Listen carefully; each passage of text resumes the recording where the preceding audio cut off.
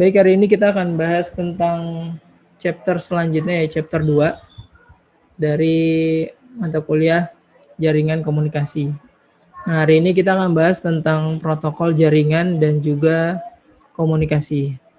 Oke, baik, di sini bisa dilihat dasar-dasar dari sebuah komunikasi.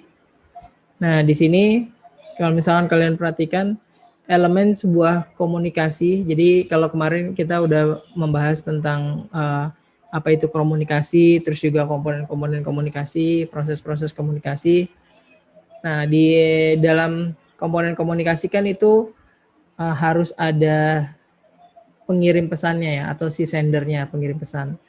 Nah, itu bisa dalam bentuk orang ataupun perangkat elektronik atau device.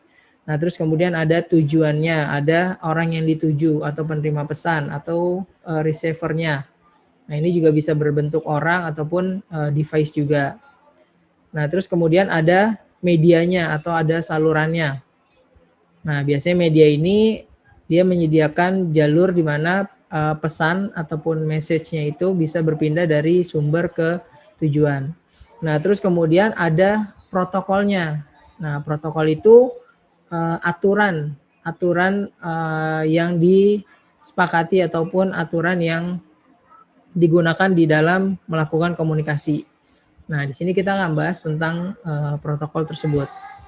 Jadi komunikasi itu dimulai dengan mengirim pesan atau informasi yang harus dikirim dari sumber ke tujuan.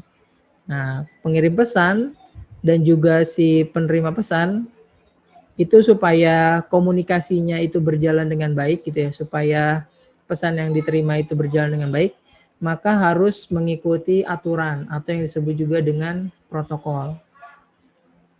Nah, penggunaan protokol itu juga tergantung dari model komunikasinya. Misalkan komunikasi dua arah dengan bertatap muka secara langsung. Nah, itu protokolnya tentu berbeda dengan aturan berkomunikasi melalui jaringan gitu ataupun melalui telepon.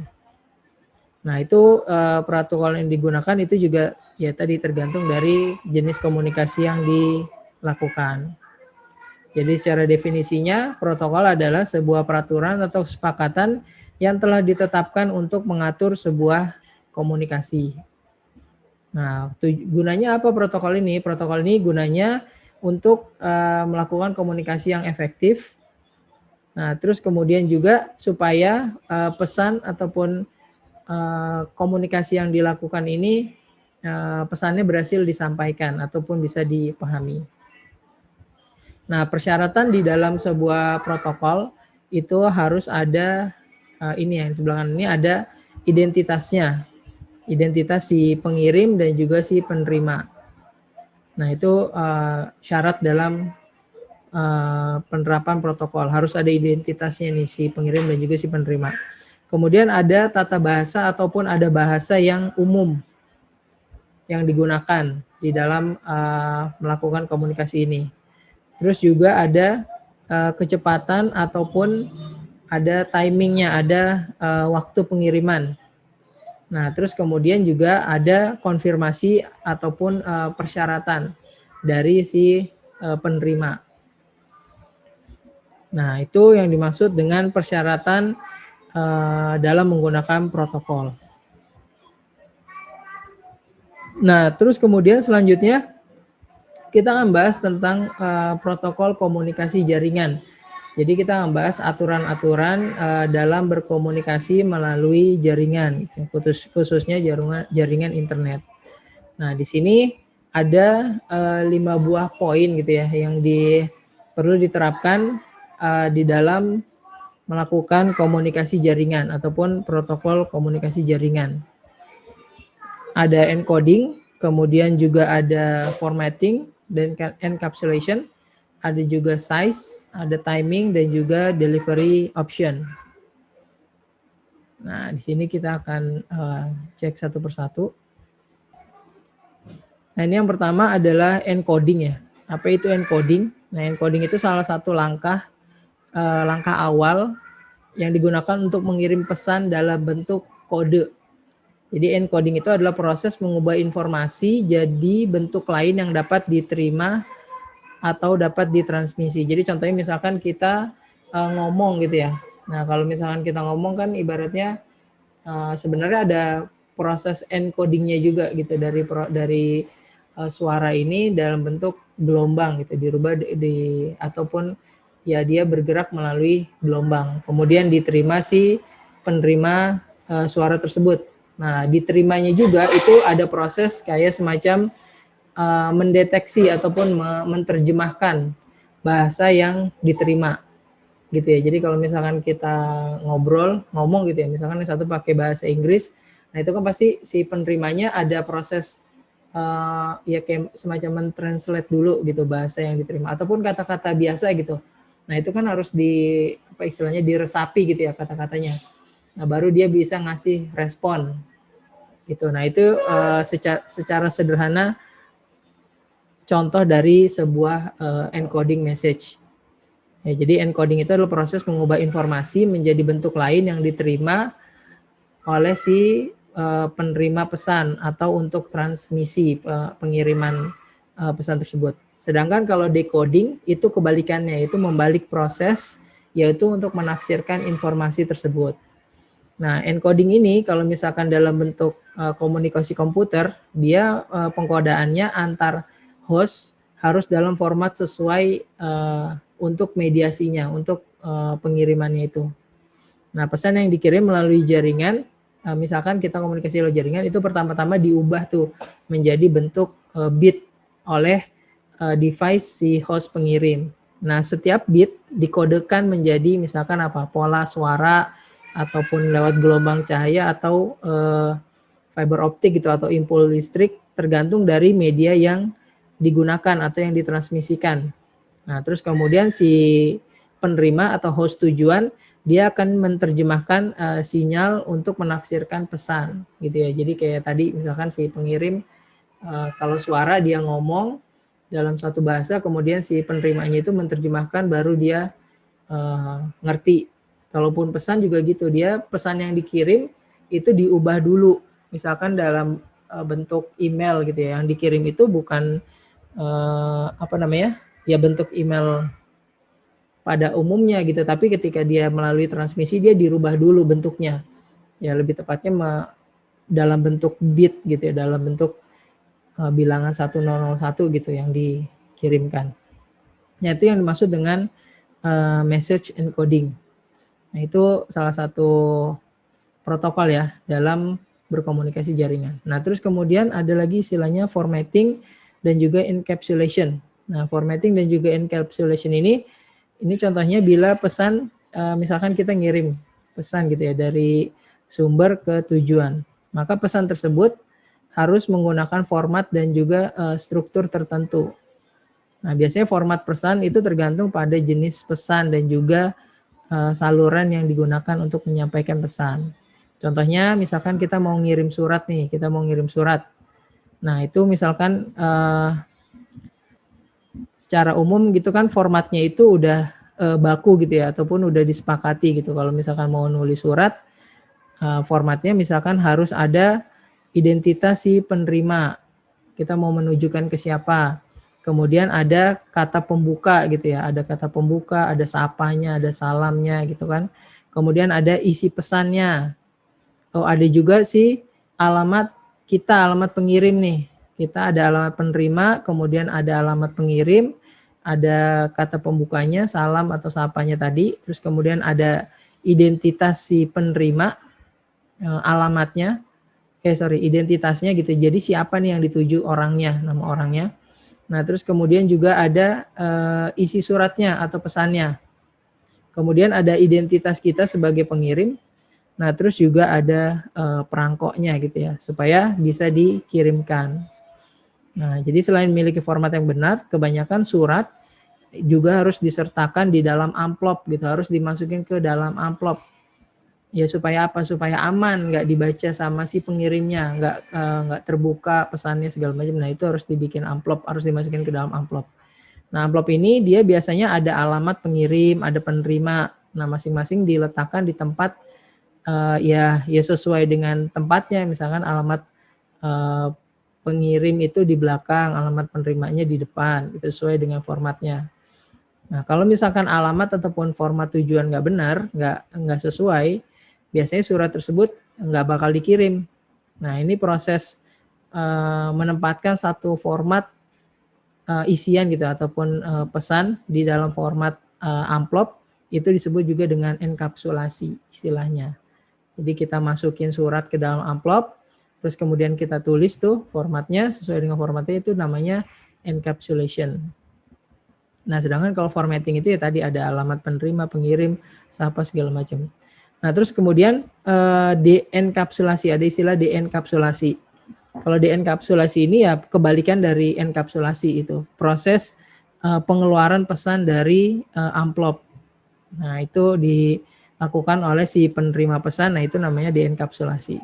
Nah, biasanya pesan yang dikirim itu melalui jaringan komputer, mengikuti peraturan format spesifik agar dikirim dan juga diproses. Ya kalau nggak sesuai dengan format tuh nggak bakal dikirimkan gitulah sama Pak Posnya. Gitu. Nah, sama seperti surat juga, surat yang dienkapsulasi dalam amplop. Nah, begitu juga misalkan pesan yang di dalam komputer gitu atau mengirimkan email. Nah, itu setiap pesan komputer dienkapsulasi dalam format tertentu atau dimasukkan dalam bentuknya itu frame sebelum dikirim melalui jaringan. Nah, frame itu seperti kayak sebuah amplop. Dia ada alamat tujuan, ada alamat host sumber, itu ya ada IP tujuan, ada IP pengirimnya, terus juga ada start of message-nya, start of message indicator, ada destination identifier-nya, ada isi pesannya, kemudian ada enkapsulasi datanya, serta ada end of message of frame-nya itu tadi. Nah, format dan bingkai tadi itu ditentukan oleh jenis pesan yang dikirim dan juga saluran komunikasi yang mau dilalui. Nah, pesan yang tidak diformat dengan benar itu tidak akan berhasil dikirim atau diproses oleh si host tujuan atau si pengirimnya tersebut. Itu yaitu contoh formatting dan juga encapsulation. Nah, terus kemudian selanjutnya adalah size ataupun ukuran dari pesan. Nah, di sini ketika orang berkomunikasi satu sama lain, pesan yang dikirim biasanya itu dipecah-pecah gitu. Jadi kalau misalkan kita ngirim email berapa mega gitu, misalkan 2 mega, nah itu melewati jaringannya, melewati medianya itu nggak 2 mega dikirim, tapi dipecah-pecah. Gitu. Nah, itu biasanya dibatasi sesuai dengan besarnya traffic atau besarnya media yang bisa dilalui. Nah, jadi misalkan misalkan kita mau mengirim sebuah message gitu yang agak panjang, nah itu dia kirim dari satu host ke host yang lain melalui sebuah jaringan. Nah, ini perlu dipecahkan menjadi beberapa bagian yang kecil. Nah, aturan yang mengatur berapa besar ukuran potongannya atau dalam bentuk frame ya. Jadi dipecah-pecah itu dalam bentuk frame. Berapa ukuran framenya, berapa panjangnya segala macam. Nah, itu melalui komunikasi jaringan. Nah, itu diatur sama si jaringan yang dilalui. Nah, biasanya setiap jaringan itu ya berbeda gitu tergantung dari saluran atau jaringan yang digunakan. Nah, itu komposisinya ataupun besarannya itu harus tepat gitu, nggak boleh framenya ini terlalu panjang atau terlalu pendek. Nah, kalau misalkan terjadi begitu, dia nggak akan dikirim gitu, tapi ibaratnya dijatuhkan gitu dari jalurnya itu, dibiarin aja. Nah, terus kemudian pembatasan si ukuran frame tadi itu membuat si host sumber itu memecahkan pesan ya tadi menjadi potongan kecil-kecil yang memenuhi persyaratan minimum dan juga ukuran maksimum. Nah, pesan yang panjang itu akan dikirim dalam bingkai yang terpisah dan setiap frame atau setiap bingkai itu berisi potongan-potongan dari pesan yang asli tentunya. Nah, setiap frame juga akan memiliki informasi tentang pengalamannya sendiri di host penerima. Nah, setiap potongan-potongan pesan itu nanti ketika sudah sampai dia akan direkonstruksi menjadi pesan yang asli atau disusun lagi, digabung lagi menjadi sebuah pesan yang asli. Jadi awalnya dia asli gitu ya, terus kemudian dipecah-pecah, dibentuk dalam bentuk frame, dipotong-potong, kemudian begitu sampai disusun lagi, digabungkan. Nah, terus kemudian ada yang namanya message timing. Nah, ini ada beberapa model metode yang digunakan di dalam aturan pengiriman pesan. Yang pertama ini ada yang namanya metode akses. Metode akses itu dia mengatur yang menentukan kapan seseorang bisa mengirim pesan. Jadi kalau misalkan ada dua orang sedang berkomunikasi, nah dia mengatur jangan sampai dua-dua orang ini ngomong berbarengan gitu, tapi harus satu-satu diatur. Ya yang A dulu ngomong, selesai baru yang B yang ngomong, selesai. Gitu. Kalau misalkan dua-duanya ngirim atau dua-duanya ngomong itu bertabrakan gitu, nggak akan terjadi komunikasi. Nah, dengan model metode akses ini dia akan mengatur waktu pengirimannya tersebut. Nah, terus kemudian ada juga yang namanya flow control. Nah, metode ini digunakan untuk mengatur kecepatan dari berbicaranya atau kecepatan pengiriman pesannya tersebut. Jadi jangan sampai si sender gitu ya, si pengirim pesan itu ngomongnya terlalu cepat ataupun terlalu lambat gitu. Nanti si penerimanya ini sulit untuk mendengar atau memahami pesannya. Begitu juga sama melalui metode jaringan itu, supaya jaringan yang pesan yang dikirim itu tidak terlalu lambat ataupun tidak terlalu cepat paket-paketnya, supaya bisa disusun ulang dan disatukan tepat waktu dan juga bisa dimengerti sama si penerima pesan. Nah, terus kemudian metode yang satunya lagi adalah response timeout. Nah, di sini metode ini digunakan untuk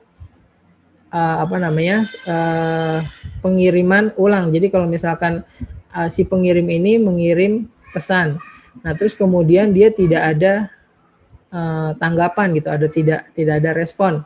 Nah, maka di sini si pengirim bisa mengirim pesan tersebut lagi gitu, bisa mengirim pesan lagi supaya ada jawaban, supaya ada respon terlebih dahulu, baru bisa melakukan komunikasi ataupun percakapan. Nah, jadi ini tadi metode-metode dalam protokol jaringan untuk mengatur timing gitu atau waktu ya. Ada metode akses, ada flow control, terus ada juga response timeout. Nah, terus kemudian ada delivery option. Ini salah satu protokol komunikasi jaringan yang lain. Nah, delivery option ini juga ada beberapa model. Nah, delivery option ini yang pertama misalkan ada yang namanya unicast. Unicast ini model pengiriman pesan dari satu orang ke orang yang lain, ke satu orang yang lain ya. Jadi berarti hanya ada satu tujuan untuk model pengiriman tersebut, itu namanya unicast. Nah, sedangkan ada juga yang namanya multicast. Multicast ini adalah pengiriman pesan yang sama, jadi pesan yang dikirim sama, tapi ke satu kelompok tujuan atau ke sebuah satu kelompok tujuan, ke host tujuan tersebut, tapi secara bersamaan. Jadi kalau misalkan ngirim pesan ke satu kelompok, tapi nggak semuanya dapat gitu, hanya beberapa host yang dituju. Nah, ini bila semua host perlu mengirim pesan menggunakan opsi pengiriman ke multicast ataupun one to many, itu disebutnya multicast gitu ya. Jadi yang pengirim satu yang menerimanya banyak gitu, lebih dari satu. Tapi nggak semuanya yang dapat. Nah, terus kemudian model yang terakhir itu model broadcast. Broadcast ini jika semua host itu menerima semua pesan yang dikirim. Nah, itu dinamakan dengan broadcast. Broadcast ini mewakili opsi pengiriman pesan dari one to many, sama satu ke semua, one to all gitu ya. Jadi beberapa protokol menggunakan pesan multicast khusus yang dikirim ke semua perangkat, sehingga pada dasarnya sama dengan broadcast. Jadi multicast sama broadcast dasarnya itu sama, cuman ya dibedakannya nanti ada host yang dituju gitu, beberapa host yang dituju. Tuh, seperti itu terkait tentang protokol di dalam komunikasi jaringan gitu ya. Ada 5 model atau 5 aturan. Nah, terus kemudian kita selanjutnya ke protokol suite. Suite istilahnya protokol suite ya, tulisannya protokol suite. Nah, protokol suite ini ya adalah sekelompok protokol yang saling terkait yang diperlukan untuk melakukan fungsi komunikasi. Jadi ketika mau melakukan fungsi komunikasi khususnya melalui jaringan internet, maka ada beberapa protokol yang harus dilalui gitu, atau beberapa aturan yang harus digunakan atau harus dipatuhi terlebih dahulu. Nah, protokol suite ini biasanya diimplementasikan oleh host dan juga perangkat jaringan software ataupun hardware atau keduanya. Nah, jadi aturan ini berlaku untuk yaitu software dan hardware dalam melakukan proses komunikasi jaringan. Nah, salah satu cara terbaik untuk menggambarkan bagaimana protokol dalam sebuah suite berinteraksi adalah dengan melihat interaksi sebagai tumpukan gitu ya. Jadi karena ini bertumpuk berarti dia ada lapisan-lapisannya atau ada layer-layernya gitu. Ada tumpukan-tumpukannya. Nah, tumpukan atau layer protokol itu menunjukkan bagaimana masing-masing protokol dalam sebuah suite diimplementasikan. Nah, protokol dilihat dari segi lapisan-lapisan dengan masing-masing layanan tingkat yang lebih tinggi tergantung fungsionalitasnya yang ditentukan oleh protokol yang ditunjuk pada tingkat yang lebih rendah. Nah, lapisan paling bawah protokol itu biasanya berkaitan dengan pemindahan data melalui jaringan dan juga memberikan layanan ke lapisan atasnya yang difokuskan pada isi pesan yang sedang dikirim. Nah, di bagian bawah itu namanya lapisan fisik.